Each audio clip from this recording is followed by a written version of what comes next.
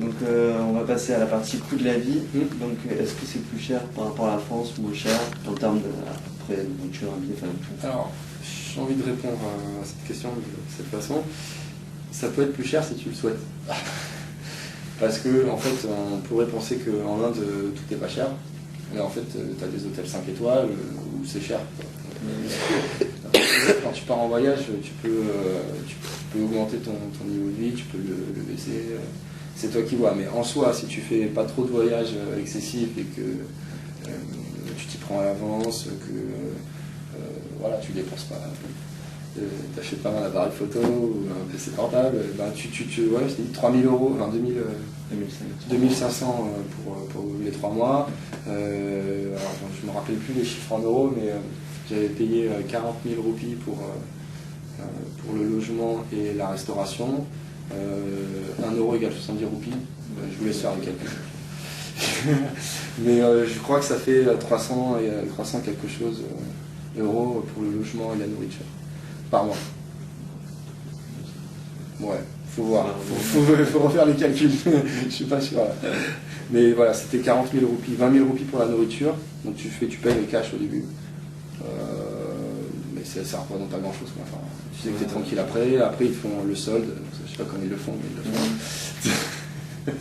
Ils font le solde. En fait, si tu veux, ils considèrent que tu as été là pendant tant de jours, et si tu as été dans les restaurants annexes, et ben, ils notent en fait. Donc voilà, tu payes grosso modo en entrant quelques euros. Quelqu'un en garde probablement quelque part, mais je n'étais pas censé le savoir. Voilà, c'est normal. Je dis pas que l'administration de la NBA est corrompue, hein, loin de moi. Et donc en termes internet, téléphone, tout ça, chez lui. Alors téléphone, j'utilise Skype. Si tu veux téléphoner, ça va te coûter un bras, sauf si tu as un forfait qui va bien, français, machin. Après, là-bas, moi j'ai acheté une puce indienne, donc là, il faut faire des démarches, parce qu'il y avait des problèmes de terrorisme. Donc il y a eu des lois strictes sur l'attribution des cartes SIM. Il faut savoir qu'un Indien possède entre 2 et 3 cartes SIM. Ils ont des téléphones où tu peux mettre 2 cartes SIM à l'intérieur, donc ça facilite. Ça coûte pas cher la communication, il faut juste un peu de temps. 3 semaines, 1 mois pour faire ta carte SIM une fois que tu es là-bas. Enfin, obtenir ta carte SIM plutôt. Ça coûte pas très cher. Tu recharges quand tu veux, tu vas voir dans l'épicier du coin, tu veux 3 euros et 3 euros sur ta carte. Internet, tu as un câble, tu branches sur le réseau Ethernet, 100 mégas de débit, ça va. Tu as le Wi-Fi un peu partout, ça marche. Nickel. Et donc, est-ce que tu as eu des frais supplémentaires par rapport à des manuels scolaires, enfin tout ce qui est en rapport avec l'école? Alors, les manuels scolaires sont prêtés, tous. Certains sont récupérés par l'école, d'autres sont offerts. Donc, pas de frais supplémentaires. Et en transport en commun? Transport en commun, il n'y a pas de carte de transport, parce qu'en fait, tu es sur le campus. T'as pas d'intérêt à avoir une carte de transport, je ne sais même pas si ça existe. Quand tu sors, tu sors rarement. Moi, ça m'arrive de sortir tout seul, mais quand tu sors en groupe, donc tu prends un taxi en groupe ou tu prends le bus en groupe. Il n'y a pas besoin d'avoir une carte particulière quand tu fais ça. À l'occasion. Dans l'instant. Donc oui, les frais de transport, c'est pas excessif, quoi. Tu payes, pour aller jusqu'à l'aéroport, on payait 650 roupies, encore une fois 1,70 € roupies. C'était loin, hein, c'était hors de la ville, etc. Dans un beau taxi en cuir et tout. Donc, 10 euros. Voilà. Ça c'est pour le truc de luxe. Après toi le tuk-tuk, tu négocies bien, ça coûte rien. Mais voilà, ceux qui souhaitent, je leur fais des cours de négociation avec des Indiens. Et, en fait, il faut juste connaître le prix réel. Et à partir de là, tu négocies. Voilà. Et pour connaître le prix réel, tu as plusieurs techniques tant qu'on y est. Il y a 3 moyens, enfin il y a plusieurs moyens, je ne sais pas si on a 3, il y en a plusieurs. Le premier c'est que tu demandes aux personnes qui sont aux alentours de toi que tu ne connais pas. Sinon tu demandes à tes amis indiens que tu connais combien ça coûte pour aller là-bas, il va te donner un ordre de grandeur. Et le troisième c'est que tu demandes au garde devant l'école. Tu lui dis voilà, j'aimerais aller là. Et le gars va te faire avec un grand sourire, ça va valoir à peu près ça, etc. Et voilà, après tu rentres dans une négociation, tu proposes un prix, il va te dire 3 fois le prix, le chauffeur, tu dis non. Il va te dire ok, 2 fois et demi de prix, et là tu t'en vas, tu fais une marche arrière, et ensuite tu te dis ok, 1 fois et demi de prix, et après tu continues, voilà, soit tu te dis bon ok, ou sinon tu continues à négocier. Ça dépend du prix que tu as fixé au départ. Ouais, il faut connaître le prix, le prix réel en fait. Voilà. Après il y a des techniques spéciales. Il y a des spéciales, il y a des petits compteurs. Quand tu vois des étrangers, t'oublies. Mais si tu lui dis moi je monte, que si tu mets le compteur, et peu importe. Voilà. Après il y a des techniques, donc c'est que tu payes 10 roupies, 20 roupies en plus. Tu lui dis ok, on met le compteur mais je te donne 20 roupies en plus. Voilà. Le gars dit ok, parce qu'il a toujours plus que ce qu'il aurait dû avoir. Donc il est content, et toi tu as moins que ce que tu aurais dû payer si tu t'étais fait rouler. Donc voilà. À bon entendeur, salut. Donc ensuite, en termes de job, est-ce que c'est... tu vas, sûrement tu vas me dire non, vu le niveau des cours, de faire un petit job à côté. T'auras pas le temps, mais job à côté, tu peux faire, mais ce sera pas forcément rémunéré, parce que... Je pense pas que ce sera rémunéré. Tu peux travailler pour une asso, mais ce sera à titre bénévole. Et puis il n'y a pas trop d'intérêt, compte tenu du contexte, du niveau des cours, de la situation géographique, en plus, ouais, non, je ne conseille pas de faire ça. Je conseille pas. Et donc ensuite, en termes de perspective, est-ce qu'il y a possibilité de faire un stage là-bas, de poursuivre? Est-ce que les profs t'aident? J'ai tenté de communiquer avec le Career Center. Il faut se remettre dans le contexte indien. On est dans le contexte indien et dans le contexte IMB. C'est un milieu assez fermé, élitiste, blablabla. Donc du coup, le Career Center n'a pas pour habitude d'aider les étudiants étrangers. Donc du coup, il faut négocier beaucoup pour essayer d'obtenir quelque chose.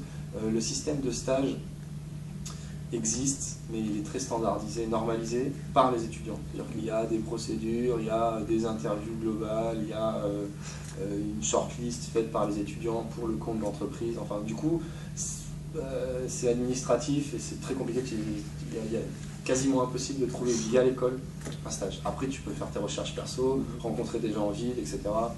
Tu fais ton business, tu actives tes réseaux, tu mets en place des relations, etc. Ça, tu peux, il n'y a aucun souci. Mais par l'école, c'est compliqué compte tenu de la manière dont tu travailles, quoi. Donc, tu connais des gens qui ont trouvé des stages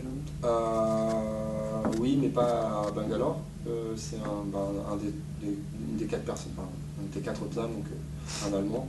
Lui, via une entreprise allemande, il a pu trouver un stage dans le nord de l'Inde. Nous, ce qu'on avait fait, c'est qu'on avait rejoint une foire de présentation des entreprises allemandes à Bangalore. Il se trouvait qu'elle passait par là. Comme ça, on a pu discuter avec des recruteurs. Ça ne s'est pas fait sur le moment. On n'a pas eu d'occasion d'avoir des stages, etc. C'était pas un truc de recrutement officiel, quoi. C'était juste une présentation. Voilà, nous, ce qu'on fait. Nous, l'entreprise allemande, ce qu'on fait. Voilà ce qu'on aimerait faire en Inde.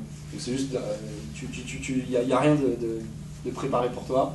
C'est à toi de tout faire et c'est pas facile. Mais il y a possibilité. Il y a toujours possibilité. Ça marche. Donc on va passer maintenant à la dernière partie, tes avis et tes conseils. Qu'est-ce qui t'a le plus marqué pendant ton séjour? La richesse culturelle, que ce soit dans les langues, parce qu'il n'y a pas que l'hindi, en fait il y a un grand nombre de langues en Inde. Et donc du coup là, c'est des gens qui viennent de partout en Inde, donc du coup il y a plein de gens différents. C'est la chaleur des contacts, c'est-à-dire que les gens sont très ouverts en général, à l'IMD, toujours prêts à échanger, ils sont vraiment passionnés et attirés par l'Europe. Donc du coup tu as plein de choses à raconter, eux ils te racontent plein de choses. Et culturellement c'est vraiment un autre univers, quoi. Dans le sens où ils ont quand je dis culturellement, c'est la culture, la littérature, les arts visuels, les arts écrits. Voilà, il y a énormément de choses à comprendre. Le langage, rien que le langage déjà, rien qu'avec ça tu peux vraiment t'enrichir fortement parce qu'ils ont des expressions, ils ont des concepts que nous on ne peut pas imaginer en fait. Parce qu'on a une culture qui nous a fait penser comme ça, et eux ils ont d'autres concepts, des paradigmes différents. Donc du coup c'est très intéressant de les découvrir, de les décortiquer, de comprendre d'où ils viennent, qu'est-ce que c'est pas. Bon après voilà, il y a toute la dimension voyage, tu es dans un environnement vraiment différent de celui que climat tempéré européen, donc du coup, il y a pas mal de choses à voir. Voilà, ça c'était génial. Et donc, quel conseil tu donnerais aux étudiants qui souhaiteraient partir là-bas? D'y aller. Il faut pas oublier que les Indiens ne seront pas vraiment des futurs collaborateurs de la plupart d'entre nous, parce que c'est un pays grandissant et qui va grandir encore plus tard. Donc il ne faut pas avoir peur d'essayer de postuler. Les conseils que je peux donner, ouais, c'est s'ouvrir. Une fois qu'on sait qu'on y va, il faut vraiment s'ouvrir, à se dire ok, je mets de côté, enfin, je sais qui je suis, je sais d'où je viens, je mets de côté ce que je pense, enfin, la manière dont je pense, et j'essaie de voir comment l'autre pense. Et pour ça, tu discutes, tu n'imposes pas tes points de vue, tu restes très ouvert, et là tu vas recevoir beaucoup de choses des autres, parce qu'ils vont parler d'eux, ils vont parler de leur culture. Et, enfin, voilà, ça c'est vraiment le pied. Et donc, en dernière question, est-ce que tu as des points négatifs, des points positifs? Enfin, des points positifs, a priori, il y en a plein.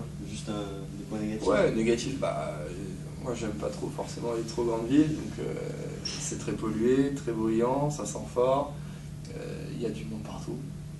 Voilà, ça c'est des points négatifs. Après, sur le campus en lui-même, oui, il y a les lenteurs administratives.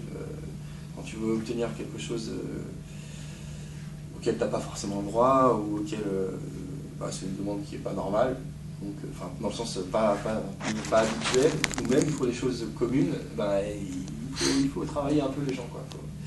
Il faut prendre du temps, il faut discuter, il faut revenir, il faut repasser un quart d'heure plus tard.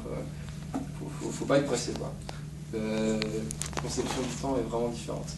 Que ce soit, comme tout à l'heure je le disais, pour voyager, les distances, mais que ce soit dans les relations avec les gens. Prendre du temps. Ok. Donc, enfin, dernière question. Est-ce que si on n'aurait pas répondu à toutes les questions, tu accepterais d'être contacté par d'autres étudiants? Oui, contactez-moi. Pas de problème. Il n'y a pas de souci. Bon, ça marche. Mais on te remercie pour cette interview, Thibaut, et j'espère que ça vous a aidé. À bientôt en Inde. Au revoir.